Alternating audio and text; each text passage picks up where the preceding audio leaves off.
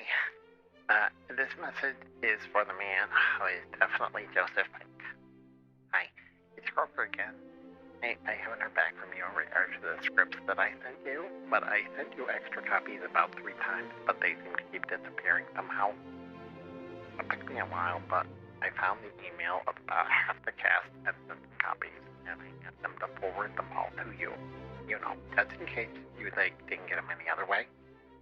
Anyway, I want to say that I love what you've been doing, and you are a real inspiration. You are a true artist. You are this generation's Alfred Hitchcock. I talk about Night Vale and you constantly. I tell all my friends, and I hope that if I get enough new fans, they'll finally give it to my request for that personalized autograph picture I requested. By the way, did you get my birthday gift?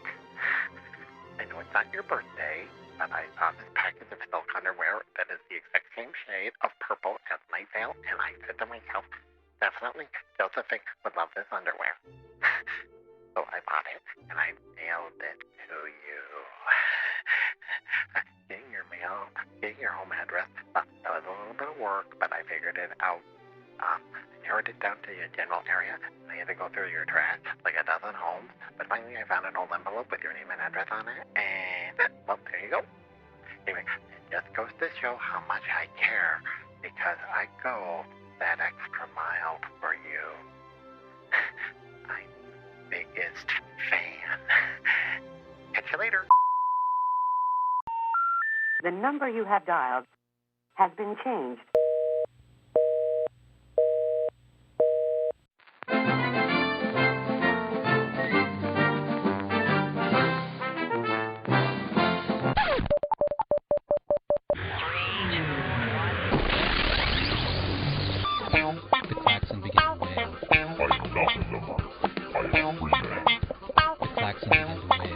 My fellow Americans, I'm pleased to tell you today that I've signed legislation that will outlaw Russia forever. We begin bombing in 5 minutes. The klaxon began to wail.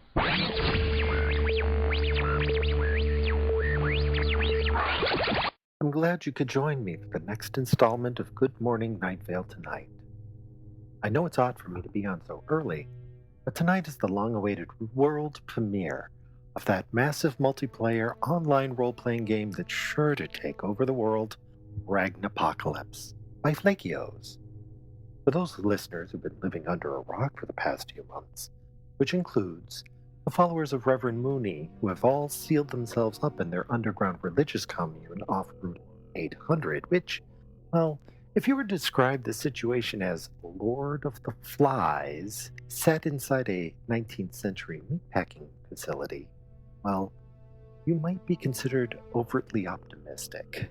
Allow me to recap the events leading up to tonight's festivities.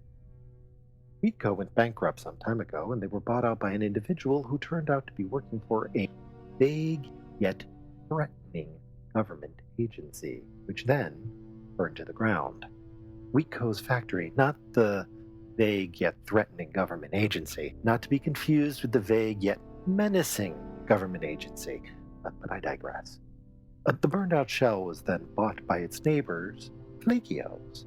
As it turns out, Wheatco employed a collective consciousness that had developed the software to maintain the constant interconnectedness requires that such an entity needs. The entity was known simply as ~*N%. The actual keyboard characters, not those actual words. Side note, that must look really weird on a driver's license. You know, a tilde, an asterisk, an ampersand, and then 40 different faces all superposed on one another with only the same lifeless, soul-dead eyes lining up. You know, I bet when they get pulled over, the traffic stop takes forever. But I digress. As it turns out, Mr. and/or Miss Ampersand developed the software while they were employed by Wheatco. That made the software the intellectual property of Wheatco and part of its assets. When Flakios bought out Wheatco, it turns out that same software that allows for 40 different humans to blend their thoughts and memories into one cohesive whole where their experiences ebb and surge, causing them to meld with each other, never knowing where one of them ends or another begins. It can also be adapted to make a really cool video game. I have to admit, I got a free advanced copy, and at first I wasn't sure if I was going to like it. But I woke up several days later, lying on the floor. My stomach was aching from lack of activity. My lips were parched, my skin feeling oily, and simultaneously covered with multiple accumulated layers of dried sweat all over my cold, naked body. It's a really addictive game. I cannot wait to try the multiplayer mode. Last, my copy of the game mistakenly determined that when I tried to check my email, that I was trying to make an illegal copy.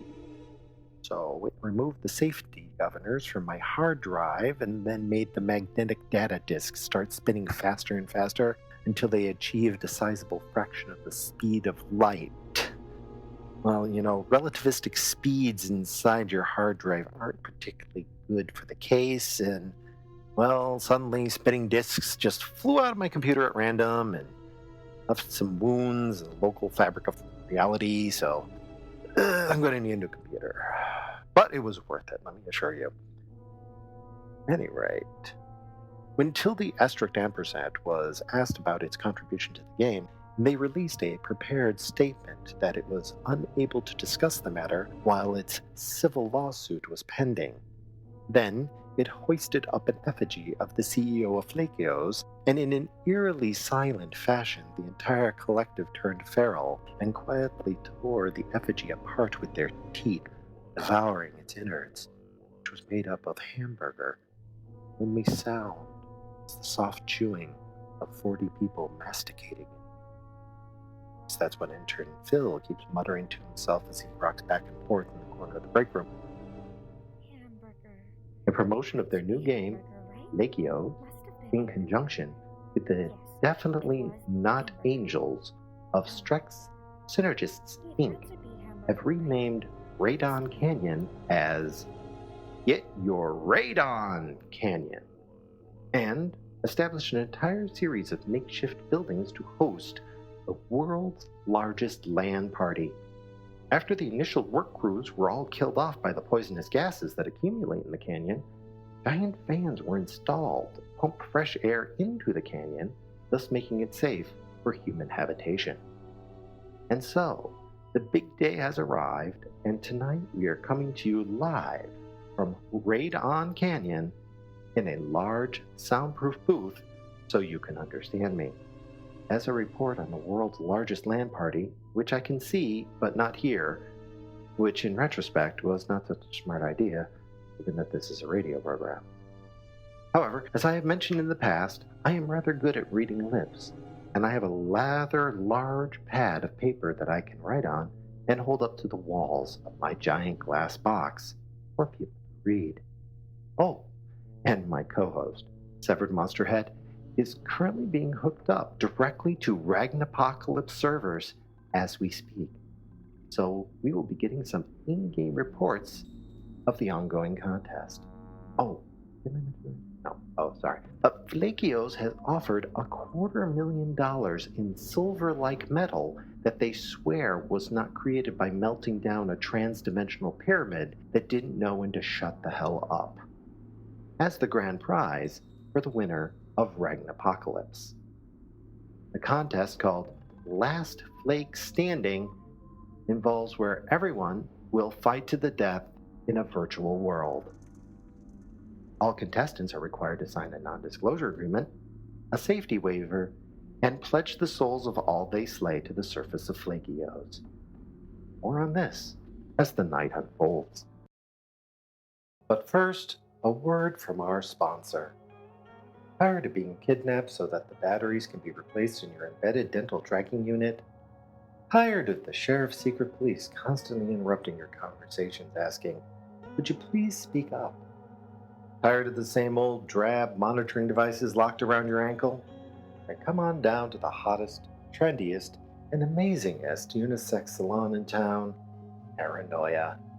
Paranoia is not just a beauty parlor for hair care, manicure, pedicures, and therapist buffing, but they also have the coolest tracking and monitoring implants designed by fashion industry leaders. All our equipment is rigorously tested and made from the very latest in technology and dark magic. Paranoia is the only unisex beauty salon that has hair extensions that also work as transmitters to greatly extend the range of the tracking implants. No longer will you have to worry about unmarked vans lurking nearby constantly because agents will be able to pick you up from orbit. Paranoia, we're out to get you. The best prices in town. This has been a word from our sponsor. A development in the search for Jennifer. Secret police have finally called off the search for Jennifer, the illegal suicide. They have determined that Jennifer has moved beyond their jurisdiction and they no longer can justify the manpower or risk to continue to search the astral plane for her. Listeners, you may not be aware of this, but I knew Jennifer. You see, having gotten my citizen alert card filled twice in 1 year, got arrested, was given 6 months of community service. I had a choice between working with the Tarantula Literacy Program or volunteering at the orphanage as part of the Big Brother, Bigger Brother program. I picked the orphanage. Jennifer was a young Shoggoth, having just lost her parents in the war, and not adjusting to her new life at the orphanage very well. Shoggoths don't have vocal cords, and the employees at the orphanage were the usual underpaid and undertrained staff, you know what I'm saying? Just something you come to expect lately. Being the new guy, I got assigned to be your big brother. I remember when we first met, it was just after sundown. So, being a plant based organism, she was much more sluggish, and thus it was a safe time to approach her. She had crawled up into the support beams of her room and was lurking where she could drop down on people entering. I remember going in by a barrel roll to a distant corner before introducing myself through Night Vale's official language interpretive dance. She was shocked, I think. She just seemed surprised that somebody would take the time to actually talk to her. Again, this complex series of movements with her undulating tentacles to indicate her surprise. I responded with a breeze, followed by an understated impalement, and then concluded by pantomiming a wilting sunflower. We talked for the full 3 hours of my mandated time, and I was actually sad to go. I informed her that I would be back next Friday, and I made a point to continue going back even after my court mandated community service was settled. I, I didn't know she was so sad. I mean, the Friday before, that Friday, I overslept, woke up late, never went to see her. I was not to even call, I was rushing to get to work. I'd gone through the effort of buying her a subscription to that English to interpretive dance translator phone.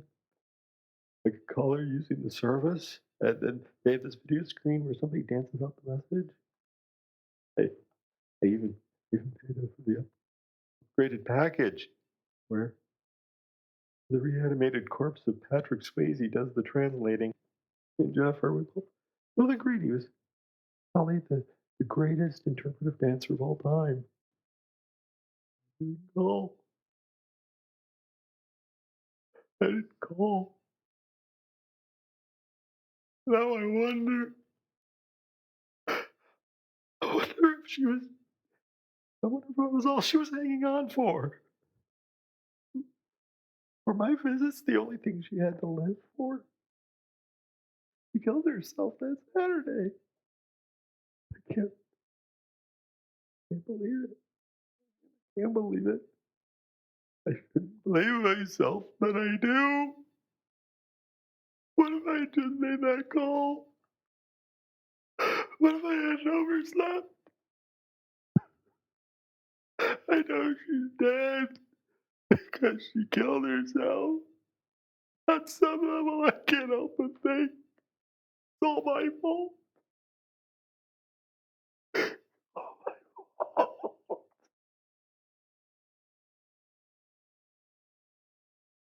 And now, back to Get Your Radon Canyon.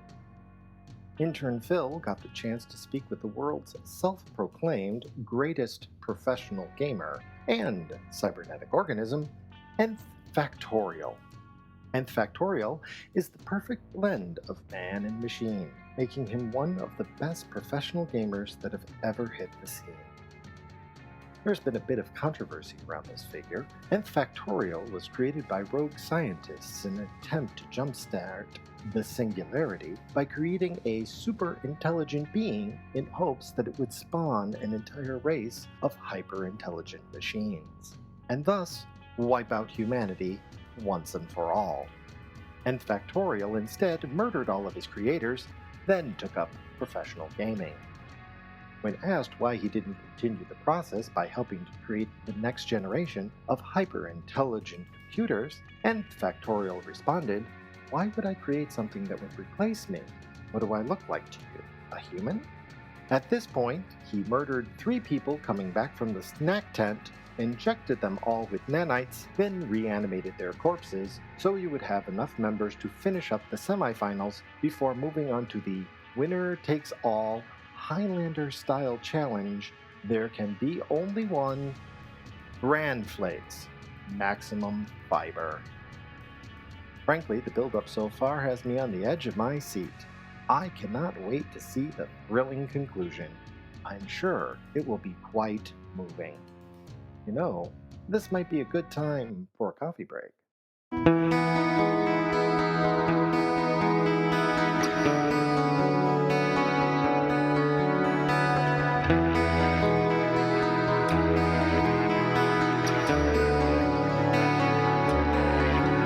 There's a stillness in the night, and the world somehow just not right. These are frightening things that I feel. Are they dreams or are they real? And I cry,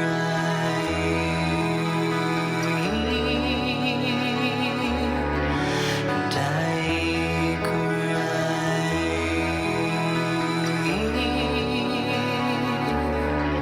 As this crazy world goes spinning by, I cry.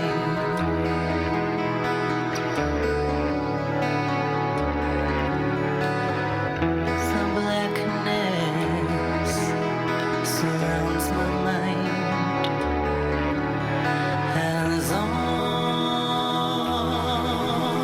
the world gone blind. Can't they see the things I see? Won't they feel this need in me? And I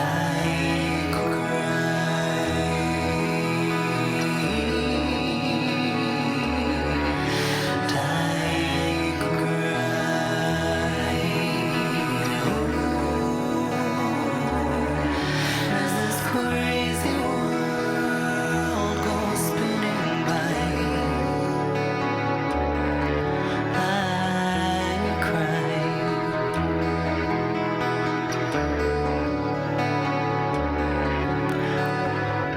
Where's the comfort that I need, and the love on which I feed? Is there no one left at all to care? Has compassion been swept bare?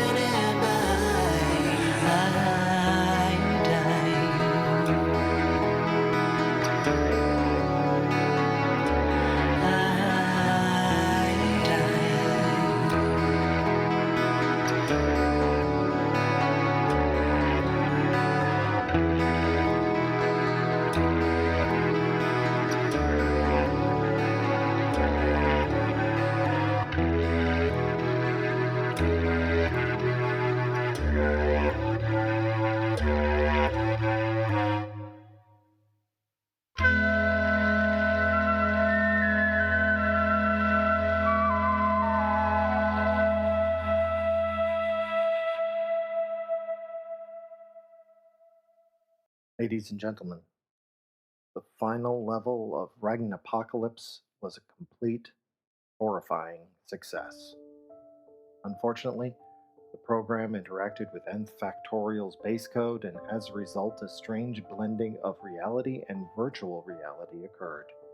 As the barriers broke down, people started running about, thinking they were cereal flakes, arming themselves with glowing weapons and blasting everyone in sight. A player known only as Devil Doll managed to recreate the most powerful in-game weapon, the Baconizer, and proceeded to baconize everyone within line of sight. Fortunately, being allergic to bacon, I always insist on a bacon-proof booth whenever I go out and do a public appearance, thus rendering me immune to the bizarre radiation transforming everybody into a crispy yet delicious substance. Alas, I sent intern Phil out to get me a cup of coffee for my break. I presume he's dead, based on the fact that I did not get my cup of coffee, and I'm not happy about that. Devil Doll, however, met his match when he encountered a female gamer known as Candy Angel. When they met on the field of battle just off to the left of the Aunt Annie's soft pretzel stand, it was clear that they were equals. While locked in their titanic struggle for supremacy, their eyes locked as well. Their rage subsided, and they both found they could not continue. These two diametrically opposed souls each found something of themselves in the other, and so, simultaneously, they both forfeited.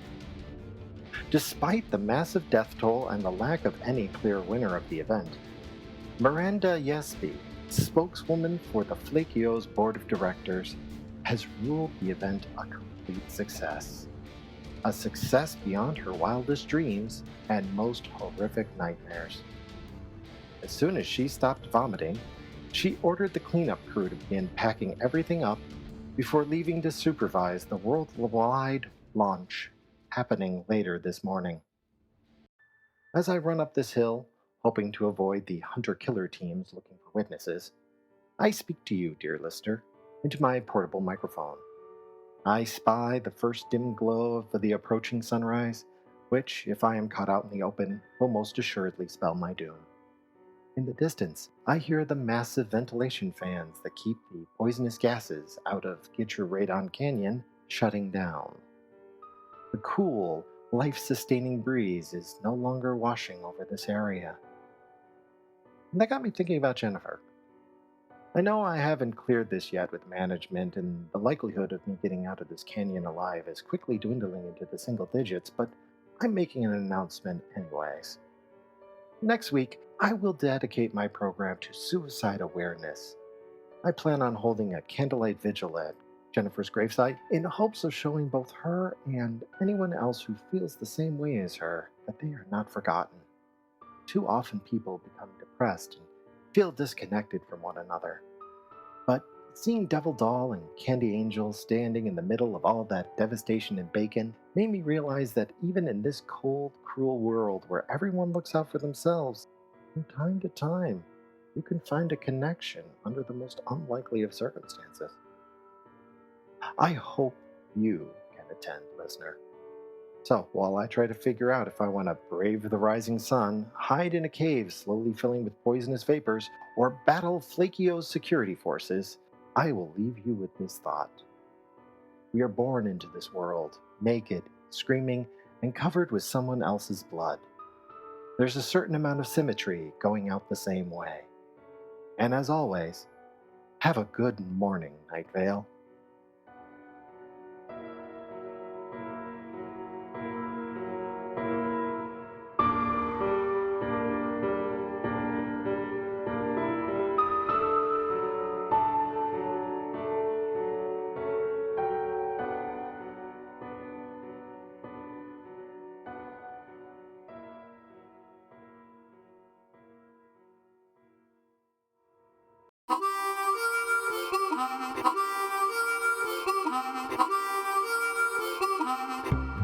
Definitely Joseph Fink is the first contributor to my little project, not to be confused with Joseph Fink. Joseph Fink is just some poser who created Night Vale and the works at Commonplace Books and owns all copyrights to everything the podcast is about and thus could destroy me with but a gesture, sending armies of loyal fans and lawyers to consume my soul. You should head over to Commonplace Books and maybe spend some money or something. May placate his hunger for a while. Definitely Joseph Finks is a guy who runs Definitely Joseph Finks Tumblr and the guy I'm stalking. Because if I was given a choice between some guy who is Joseph Fink and some guy who is definitely Joseph Fink, the choice is obvious. Music is from Google's free music archives and some other archives of music that expired, so it's public domain except for the music I stole from Night Vale because I want to hold the originals for ransom. You can have Desperation back when you drop off the black case in the park trash can. Don't try anything funny. I've seen every episode of Airwolf.